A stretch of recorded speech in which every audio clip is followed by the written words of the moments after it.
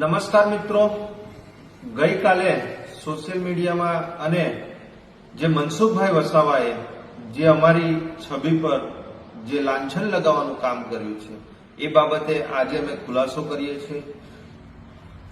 વીરભદ્રસિંહ એ અમારો નાનો ભાઈ છે અને અમારા નાના ભાઈના ઘરે નર્મદા પોલીસ ત્યાં જાય છે અને ત્યાં ગાડી જે 11 જેટલા જે નાના કોટરિયા ત્યાં ગાડી એક થેલીમાં એક કાં તો એમના જ કોઈ માણસો મૂકી ગયા છે અને મનસુખભાઈ વસાવા દ્વારા મારા ભાઈ પર ખોટી એફઆઈઆર કરવામાં આવી અને એમાં નિરંજન વસાવાનું પણ નામનો સમાવેશ કરવામાં આવે કે 5 પેટી દારૂ છે. પણ ત્યાં ગાડી તમામ અમારા ગામના અને અમારા પરિવારના લોકો હતા એટલે આ બાબતે કોઈ પણ જાતના એમને પુરાવા મળ્યા નથી અને ખોટી રીતે અમારી પર જે લાંછન લગાવવાનું આ કામ કરી રહ્યા છે મનસુખભાઈ વસાવા. અને એની સાથે સાથે અમે કહેવા માંગશું કે જે અમારી હોટલ એટલે કે પતરાવાળો શેડ છે વૃંદાવન હોટલ તે અને આ જે મકાનમાં હું રહું છું એ મકાનનો આ સર્વે નંબર છે, એમાં અહીંયા નામ લખેલું છે નિરંજનભાઈ નગીનભાઈ વસાવા અને જે આ બીજો સર્વે નંબર છે એમાં પણ અહીંયા મારા ફાધરનું અને મારું પોતાનું નામ લખેલું છે. આ અમારી પોતાની માલિકીની જમીન છે અને એમાં આજે અમે ગ્રેજ્યુએટ હોવા છતાં પણ આજે અમારી પાસે આ સરકાર દ્વારા કોઈ ભરતી નથી કરવામાં આવતી, એના માટે અમે એક હોટલનો ધંધો અમે કરીએ છીએ પોતાનું જીવન ગુજરાન ચલાવવા માટે. પણ આ મનસુખભાઈ વસાવાને ક્યાંક ને ક્યાંક અમારી દિવસે ને દિવસે જે લોકપ્રિયતા વધી રહી છે એ એમને ક્યાંક ને ક્યાંક ખૂંચી રહી છે. એટલે વારંવાર એ અમારી છબી ખરાબ કરવાનો પ્રયત્ન કરે છે, અમને ક્યાંક ને ક્યાંક કાઉન્ટર અને ટાર્ગેટ કરે છે. મનસુખભાઈ વસાવા તમારી સાથે જે જિલ્લા પ્રમુખ ફરે છે નર્મદા જિલ્લાના ભારતીય જનતા પાર્ટીના પ્રમુખ, જે અગાઉ મહામંત્રી હતા જિલ્લાના, એ પોતે અહીંયા ગાડી નર્મદા જિલ્લામાં નર્મદા પોલીસને સાથે રાખીને ગાડીની પેટ્રોલિંગ કરીને અને પોતે રાજપીપળામાં તેમજ સમગ્ર નર્મદા જિલ્લામાં એ લોકો મોટા મોટા કન્ટેનરો, આઈસર ગાડીઓ અને પિકઅપ ગાડીઓનું કટિંગ કરાવે છે અને સપ્લાય કરે છે. એની સાથે સાથે ડેડિયાપાડા 2022માં લડી ચૂકેલા વિધાનસભા અને હાલમાં જિલ્લા પંચાયતના સદસ્ય છે એવા હિતેશભાઈ વસાવા, જેઓ ના ઘરની આજુબાજુના ભાગે અને આગળ પાછળના ભાગે અત્યારે હાલમાં પણ ખુલ્લે આમ ત્યાં ગાડી દારૂ, જે ઇંગ્લિશ દારૂ ખુલ્લે આમ વેચાઈ રહ્યો છે. અને આરોગ્ય સમિતિના ચેરમેન જે હાલ અહીંયા અમારા નાંદોદમાં જે જિલ્લા પંચાયતના સદસ્ય છે એમના ઘરે પણ અને એમના વિસ્તારમાં પણ ખુલ્લે આમ કન્ટેનરો અને આઈસર ગાડીઓનું કટિંગ ત્યાં ગાડી થાય છે. અને આ મનસુખભાઈ વસાવા જે સ્ટેજ પર બેસે છે એ સ્ટેજ પર એમને ખબર નથી પડતી કે આજુબાજુમાં તમારી આજુબાજુમાં જે બેઠેલા છે એ કોઈ બુટલેગર તો નથી ને. મનસુખભાઈ, તમે આજે 11 જે નાના કોટરિયાની વાત કરો છો અને અમે અમારી છબી ખરાબ કરવાનો જે પ્રયત્ન કરો છો, આજે તમારા જે સાથે બેસેલા જિલ્લા પ્રમુખ હોય, જિલ્લા પંચાયતના સદસ્યો હોય, એ પોતે અહીંયા નર્મદા જિલ્લામાં મોટામાં મોટા બુટલેગરો છે. અને આજે એના માટે તમને આ પુરાવો પણ આપું. આ અહીંયા ગાડી જે નીલ રાવ, જે નર્મદા જિલ્લાના પ્રમુખ છે, નગરપાલિકાના પ્રમુખ છે, એમનો જ ડ્રાઈવર આજે 17 લાખ રૂપિયાનો મુદ્દામાલ અહીંયા ગાડી જે સ્ટેટ મોનિટરિંગ ટીમે પકડ્યો છે. અને એવા અહીંયા ગાડી ભૂતકાળમાં પણ આઈસરો પકડી છે, અહીંયા ઘણી બધી પિકઅપો પકડી છે. આ કોઈ મુદ્દો જૂનો નથી. આ 19/7/2025 નો છે અને અહીંયા ગાડી 17 લાખ રૂપિયાનો આ મુદ્દામાલ છે. પણ તેમ છતાં પણ આ નર્મદા જિલ્લાના જિલ્લા પ્રમુખનો ડ્રાઈવર છે એટલે એની પર કોઈ પણ જાતની એક્શન લેવાતી નથી. અને નર્મદા જિલ્લાનો પ્રમુખ એ પોતે બુટલેગર થઈ અને આ બધા કામો કરી રહ્યા છે. અને સાથે સાથે અહીંયા ગાડી આ ઘણા બધા આ ભારતીય જનતા પાર્ટીના ઘણા બધા નેતાઓનું આ દરરોજ ન્યૂઝપેપરમાં આવે છે. આ તમે જોઈ લો, આ ખેડા જિલ્લાનું હોય, આ રાજકોટ જિલ્લાનું હોય, આ નર્મદા જિલ્લાના લઘુમતી મોરચાના ઉપપ્રમુખ હોય, આ 2400 કરોડનું ડ્રગ્સ પકડાયું હોય, આ બુટલેગર જે ભાજપના ધારાસભ્ય દારૂના ધંધા સાથે ભાગીદાર છે, આ ભાજપના કાર્યકર્તાઓ 1 કિલો 500 ગ્રામ થી પણ વધુ ગાંજા સાથે ઝડપાય છે, એવા તમામ અહીંયા ગાડી આ પુરાવા છે. આ ભાજપના મહિલા તાલુકા પંચાયતના સભ્ય. એટલે આવા તો ઘણા બધા ભારતીય જનતા પાર્ટીના માં જે મોટા મોટા બુટલેગરો છે તે અહીંયા ગાડી તમારી પાસે છે. અને જે આ બુટલેગર જે તમે પેલા જે ક્વાર્ટર છે એ ક્વાર્ટર આવ્યા ક્યાંથી અહીંયા ગાડી? આ ગુજરાતમાં દારૂબંધી છે તો લાવ્યું કોણ? એ ભારતીય જનતા પાર્ટીના જ તમારા કોઈક બુટલેગર હશે, કોઈક આગેવાન હશે, કોઈ પ્રતિનિધિ હશે. એની તપાસ કરો. કેમ એની તપાસ નથી કરતા? અને સાથે સાથે આજે તમારો જે જમાઈ છે પ્રીતિબેન મનસુખભાઈ વસાવા, જે વિક્રાંતભાઈ જે તમારો જમાઈ છે એ દરેક જગ્યાએ ખંડણી કરે છે, એજન્સીઓ પાસેથી હપ્તા ઉઘરાવે છે, એના તમામ પુરાવા અમારી પાસે છે. અને મનસુખભાઈ વસાવા આજે મનરેગા મુદ્દા પર જે 2500 કરોડ રૂપિયાનું જે કૌભાંડ છે એ બાબતે તમે કેમ મૌન છો?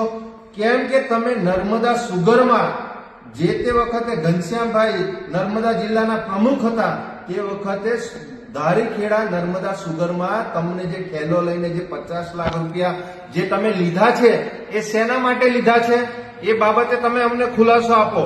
અને જે વાસ્મો છે, નલ સે જલ યોજના છે, એ એજન્સીના અધિકારીઓ અને એ એજન્સીના માલિકો પાસેથી તમે લાખો રૂપિયા લીધા છે.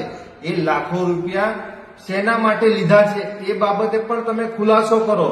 મનસુખભાઈ વસાવા, આજે તમે 11 બોટલની વાત કરો છો. અરે 11,000 બોટલ લાખો રૂપિયાનો દારૂ આ નર્મદા જિલ્લામાં રેલમ છેલમ થાય છે.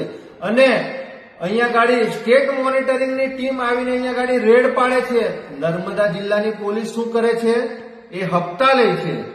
એમને હપ્તા મળે છે એટલા માટે આ જે મોટા મોટા બુટલેગરો છે એમની પર રેડ નથી પાડતી. કેમ સ્ટેટ મોનિટરિંગની ટીમે અહીંયા ગાડી આવવું પડે?